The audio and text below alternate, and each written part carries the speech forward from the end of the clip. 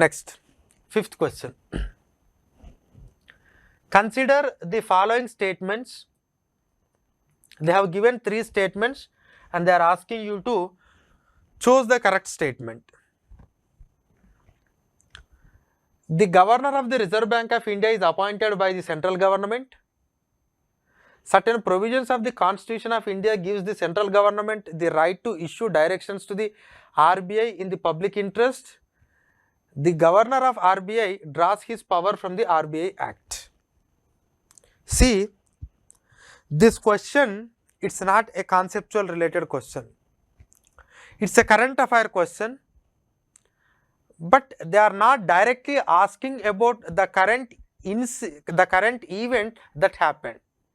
And it's not a just very recent incident. The issue has been continuing since last almost 2 years. Almost 2 years. Like, what are the powers of Reserve Bank of India? What are the powers of Reserve Bank of India? What is the role of government in functioning of Reserve Bank of India? And what is this autonomy to the Reserve Bank of India? And can a government intervene into the functions of Reserve Bank of India? So this issue has been going on in this country for last almost 2 to 2.5 years. That is the reason why this question asked. So it is about that. It's not a direct current issue, but an indirect current issue, which I have said in the starting of this session. See, looking into the governor of RBI Act draws his power from the RBI Act. There is an act called RBI Act of 1934, and from that RBI Act of 1934, normally the Reserve Bank of India governors draws the power. So there is no dispute about this third statement. So when third statement is correct means now you can eliminate one. So this thing can be correct. And again, you cannot certainly say that either option 1 and 2 is exactly correct. You can't say that. You can't say that. See, now I will read the first statement. The governor of the Reserve Bank of India is appointed by the central government. Appointed by the central government. So who appoints the governor of Reserve Bank of India? So the governor of Reserve Bank of India is appointed by the governor of Reserve Bank of India is appointed by the central government. That's fine. And it was mentioned in the RBI Act also. So the RBI Act of Section 8 mentions, you need to know looking into that sections, but anyhow the Section 8 of the Reserve Bank of India Act says that there shall be a governor to the Reserve Bank of India appointed by the central government. Okay, anyhow that statement is correct. Now 1 correct and 3 correct. Again you can't say, okay, if 1 correct and 3 correct means you can eliminate 2 and 3, but still you need to looking into whether the second statement is correct or not. Second statement is correct or not. See, certain provisions in the Constitution of India gives the central government the right to issue directions to the RBI in the public interest. See, the first point is whether the government is having a right to issue a direction to the Reserve Bank of India in the public interest or not is the first question. And if the government is having such power, does the government draw its power from the Constitution is the second question. So 2 points involved in this. Whether the government can issue a direction to the Reserve Bank of India in the public interest, though Reserve Bank of India is some sort of autonomous institution, but can a government give the direction to RBI is first. If yes, does the government draws its power from the Constitution?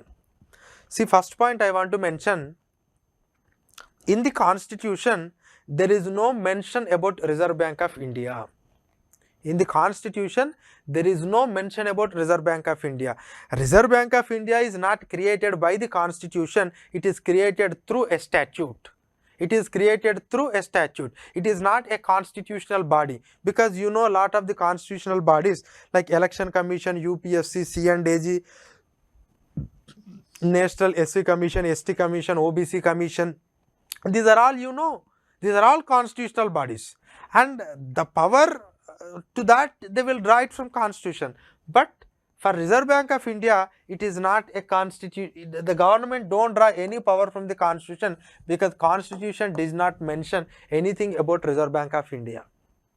Second point is, the central government is right to issue the direction in the public interest. Yes, the government is having a right to issue a direction to the Reserve Bank of India in the public interest, but it not derives power from the constitution, but it derives from the section 7 of the RBI Act of 1934. This was very, very important. It was recently in news because government is exercising the section 7. Section 7, and for what purpose it has issued the section 7? Because with respect to this surplus payment, because Reserve Bank of India is having surplus amount of the profits or the dividends are there, the surplus revenue is there, with the surplus reserves are there with the Reserve Bank of India. They want to transfer it from the Reserve Bank of India to Government of India. So for that, by using section 7, they have appointed a committee called Bimal Jalan committee, and they have given some recommendation. And even there was a issue between the government and the Reserve Bank of India, because it want to even the payment settlement system, that payment settlement system is now part of RBI, but the government want to take over. And on the issue of non-performing assets also, there was an issue between Reserve Bank of India and Government of India. And even these prompt and corrective actions of the banking system, also the framework also, there is an issue between the government and Reserve Bank of India. Sometimes Reserve Bank of India want to go strict, but government want to relax the rules. So that means this section 7 was in news in recent days. Like under the section 7, the government of India can issue any direction to the Reserve Bank of India in the public interest. That the government draws that power from the RBI Act, but not from the constitution. Not from the constitution. So second statement is wrong. First and third statements are correct. So the option C is correct. So option C. C. Okay. Amrita IAS Academy.